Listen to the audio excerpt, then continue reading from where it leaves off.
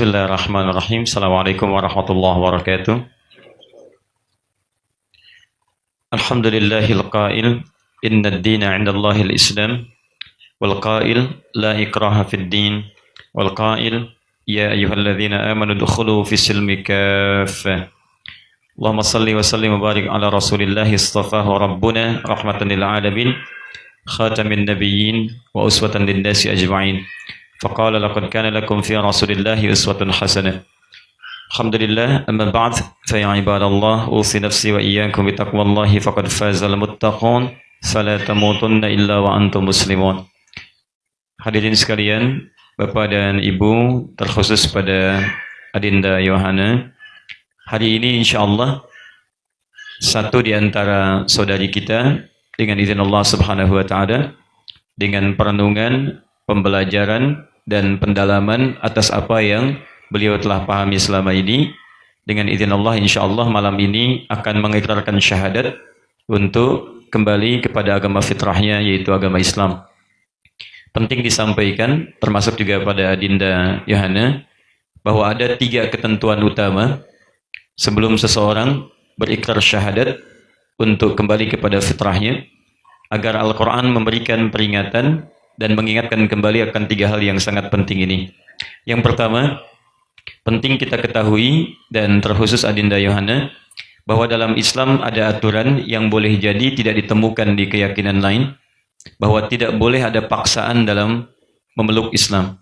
Quran surah kedua ayat 256. La ikraha fid din, tidak boleh ada paksaan dalam beragama, dalam berislam.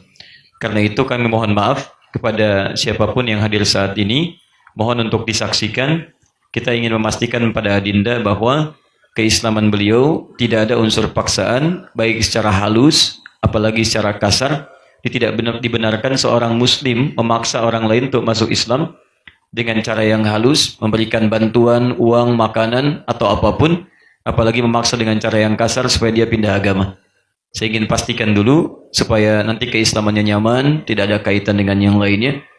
Adinda masuk Islam ada yang paksa? Enggak siap, Pak Ustadz. Tidak ada dari siapapun? Iya. Baik. Dari teman tidak ada? Enggak ada. Tidak ada. Apa motivasinya masuk Islam? Mau belajar Islam lebih dalam lagi. Mau belajar Islam lebih dalam. Dengan siapa belajar Islamnya? Ya terutama dari calon suami bisa menjadi calon suami, insya Allah. Ada calon suaminya di sini? Baik, alhamdulillah. Baik. Tidak dipaksa calon suami? Enggak. Tidak ya? Yakin insya Allah? Iya. Baik, mohon disaksikan ya bahwa beliau memang insya Allah memutuskan masuk Islam dari kedalaman pendalamannya. Kalau tidak ada calon suami tetap mau masuk Islam? Apa Pak? Kalau tidak ada calon suami tetap mau masuk Islam? Iya. Baik, alhamdulillah. Ya. Baik, untuk itu alhamdulillah bagian pertama telah kita ketahui. Yang kedua, mohon izin kalau saya boleh bertanya, orang tua masih ada? Masih ada. Ayah, ibu? Ada. Agamanya apa? Kristiani. Kristen. Baik. Ada ketentuan mungkin ini hanya ditemukan dalam Al-Quran, surah ke-31 Luqman ayat ke-15. Kalaupun orang tua masih ada dan beda agama, maka ketentuan pertamanya, Adinda kalau diminta ikut kepada keyakinan kedua orang tua kembali, boleh menolak dengan cara yang lembut, tapi tetap harus berbakti kepada keduanya dalam urusan kehidupan dunia. Siap insya Allah? Iya, siap insya Allah. Baik, kalau ada kelebihan uang mau berbagi, ya, kelebihan makanan mau berbagi. Iya. Baik, nanti insya Allah bersikap mulia dan didoakan orang tua supaya insya Allah bisa memeluk Islam dalam kebaikan. Iya. Wa in jahadaka ala an tusyrika bima laysa laka bihi ilmun fala tuti'huma wa sahibhuma fid dunya ma'rufa. Kalau dipaksa untuk kembali boleh menolak, tapi jangan lupakan hubungan kemanusiaan. Siap ya? Iya. Yang ketiga, ini kalau di Kristen mungkin ada ibadah. Di Islam ada tata caranya sendiri. Nanti Yohana kalau masuk Islam nanti ada sholat 5 kali dalam sehari. Siap? Iya, siap. Ini sudah pakai mukena, jangan-jangan sudah sholat? Udah. Sudah. Ada baca Quran siap insya Allah? Insya Allah. Yakin ya? Iya. Baik. Dah kalau memang 3 ini sudah dipastikan cukup baik, maka mohon disaksikan hadirin sekalian. Insya Allah ada saudari kita yang akan bergabung dalam nilai keislaman dan semoga Allah meridhai apa yang kita akan hadirkan pada malam hari ini.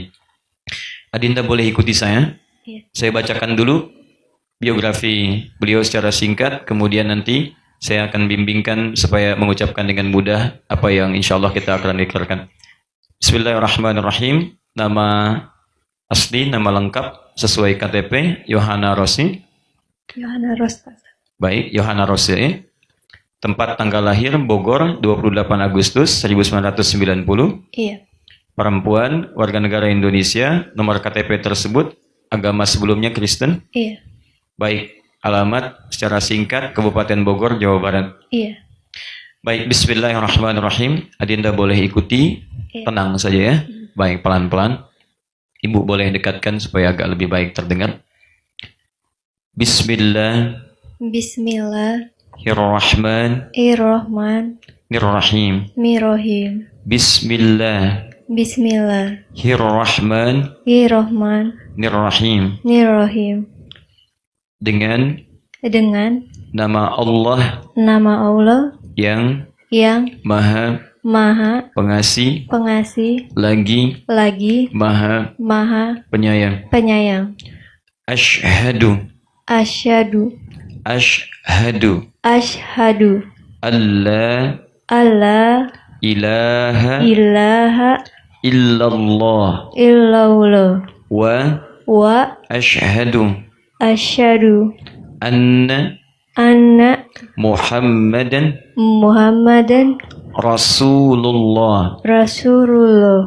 Saya bersaksi dengan sesungguhnya bahwa tidak ada Tuhan yang layak disembah dan diibadahi kecuali hanya Allah.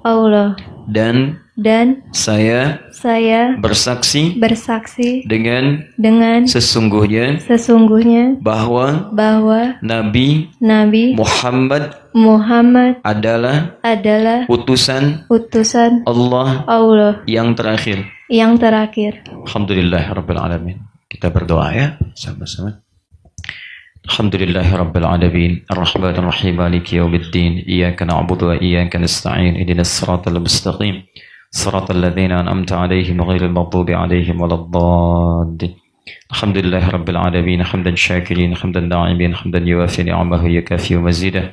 Ya Rabbana lakal hamdu wa lakash syukru kama yanbaghi li jalali wajhikal karim wa li'azimi sultanik. Allahumma salli wa sallim wa barik ala habibikal karim rasulikal mustafa al-amin sayyidina Muhammadin wa ala alihi wa sahbihi ajma'in. Allahumma ya rabbal alamin, nas'aluka bi asma'ikal husna wa sifatikal ula. Allahumma ya al-ghafur, Allahumma ighfir lana dhunubana la tada' lana fi maqamina hadza dhanban illa ghafartah. Duhai Allah, kami bermohon kepadamu dengan segenap namamu yang mulia. Kami mohon kepadamu ya Allah yang maha pengampun, ampuni dosa-dosa kami yang hadir pada kesempatan di rumahmu ya Rabbal Alamin. Jangan biarkan satupun di antara kami meninggalkan masjid ini kecuali engkau telah ampuni segala dosa-dosa kami. Allahumma ya arhamar rahimin, taqabbal ya Allah min ukhtina Yohana Rossi, taqabbal minha syahadatiha, taqabbal minha ya Allah ibadatiha, taqabbal minha kulla juhdiha ya Rabbal Alamin. Duhai Allah, kami bermohon kepadamu, mohon ya Allah, mohon anugerahkan penerimaan terbaik dari syahadat adinda kami Yohana Rossi. Terimalah syahadatnya, terima keislamannya, dan terima ibadah pertama yang terbaik yang dia persembahkannya untuk ketaatan kepadamu.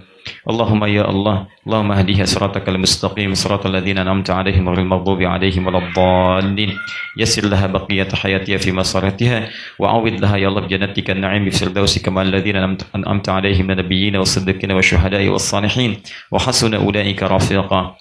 Duhai Allah, anugerahkan bimbingan terbaikmu kepada adinda kami Yohana Rossi dari sisa kehidupan yang ia jalani. Anugerahkan pergantian dari segala perjuangannya dengan surga terbaikmu ya Allah, di surga Firdausmu bersama para rasulmu, bersama para nabimu, orang-orang saleh, orang-orang jujur, para syuhada, dan orang-orang terbaik yang engkau pilih. Allahumma rabbal alamin, rabbana la tada'na fi maqamina hadha wa hamman illa yassarta wa la hamman ya Allah illa hawwanta. Ya Allah, jangan biarkan ada siapapun yang tengah merasakan kegelisahan pada saat ini kecuali engkau telah tanamkan ketenangan dalam jiwanya. Jangan biarkan siapapun yang merasakan kesulitan pada saat ini kecuali engkau mudahkan segala kesulitannya. Nas'aluka ya Allah birahmatika ya rabbal alamin, ihdi usrata wa ailata Yohana Rossi ya rabbal alamin, wa khasatan walidayha wa khasatan bi akhiha ya arhamar rahimin, innaka nurun ala nurin fanawwir ya Allah ailata bi nuri hidayatik. Ya Allah, kami mohon kepadamu, keluarganya masih bersamanya ya Rabb. Ayah ibunya masih bersama Adinda kami ya Allah. Adiknya masih bersamanya ya Allah. Kami mohon kepadamu ya Allah, anugerahkan cahaya hidayah kepada keluarga Yohana Rose. Anugerahkan hidayah kepada ayah dan ibunya, kepada adiknya sebagaimana engkau telah hunjamkan hidayah kepada hamba-Mu ini ya Rabbal Alamin. Satukan keduanya di dunia, juga di akhirat dalam kemuliaan ya Rabbal Alamin. Kami mohon kepadamu ya Rabb, jadikan Adinda sebagai anak yang terbaik untuk ayah ibunya, untuk adiknya, dan untuk keluarga besarnya, yang dengan itu memberikan hidayah kebaikan sehingga mereka masuk dalam dinul Islam sebagaimana yang engkau ridhai. Allahumma ya arhamar rahimin, Allahumma barik lana fi istima'ana hadha, Allahumma ij'al jam'ana hadha jam'an marhuma wa tafarraqana min ba'dihi tafarraqan ma'suma. Duhai Allah, kami mohon jadikan ya Allah perjumpaan kami di hari ini, syahadat kami di malam hari ini, dan ibadah kami di malam hari ini ibadah terbaik dalam perkumpulan yang kau ridhai. Dan bila pun kami mesti berpisah, jadikan perpisahan kami mengeratkan silaturahim, kekeluargaan dan cinta terbaik di antara kami ya Rabbal Alamin. Rabbana atina fid dunya hasanah, fil akhirati hasanah wa qina adzabannar. Bifadlika subhana rabbika rabbil izzati amma yasifun. Wassalamun alal mursalin walhamdulillahi rabbil alamin. Yohana selamat, sudah Islam sekarang. Semoga insya Allah lebih mudah. Dan saya perkenalkan pada Yohana, insya Allah ini ada keluarga baru dari para akhwat. Kita menyebut yang muslimah untuk yang perempuan muslim dengan saudari-saudari akhwat. Mungkin ini insya Allah ada calon ibu juga mertua, ada keluarga, tapi di belakang ini banyak keluarga yang terbaik juga ya. Kalau ingin belajar tentang Islam, ingin tanya-tanya boleh, silahkan kapan saja ada waktu dengan teman-teman yang akhwat ya, yang perempuan di belakang. Baik, barangkali itu yang coba kami sampaikan. Semoga ada manfaat untuk malam ini dan kemuliaan. Saya ucapkan selamat. Selanjutnya, masuk Islam tidak ada syarat administratif, hanya syahadat, tapi mungkin ini dibutuhkan untuk bahasan-bahasan administratif kalau ada keperluan-keperluan ke depan. Insya Allah akan disampaikan oleh DKM. Barangkali ada yang perlu ditandatangan, Pak Saiful, kami persilahkan. Baik, sebentar ini diselesaikan dulu ya, supaya nanti bisa diteruskan.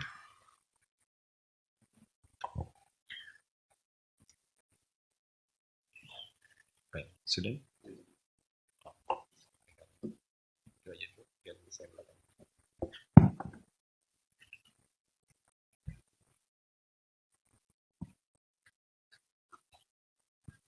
Ada lagi yang masuk Islam? Ini? Baik, siap-siap ya setelah ini ya, insya Allah. Baik.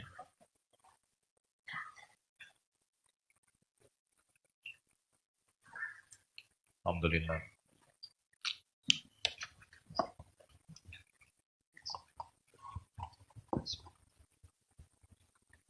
Ibu mohon dibimbing Bu ya.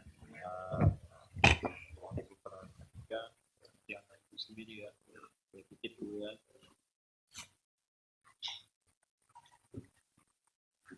Kalau ada apa-apa yang bisa dibantu dikabari ya, insya Allah.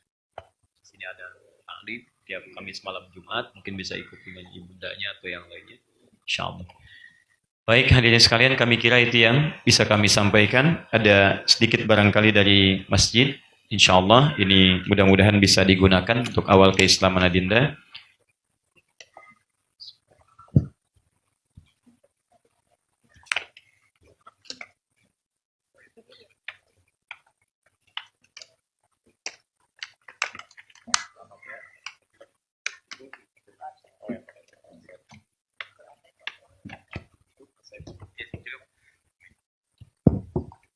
Baik teman-teman sekalian, kami kira itu yang bisa kami sampaikan. Terima kasih. Subhanakallahumma.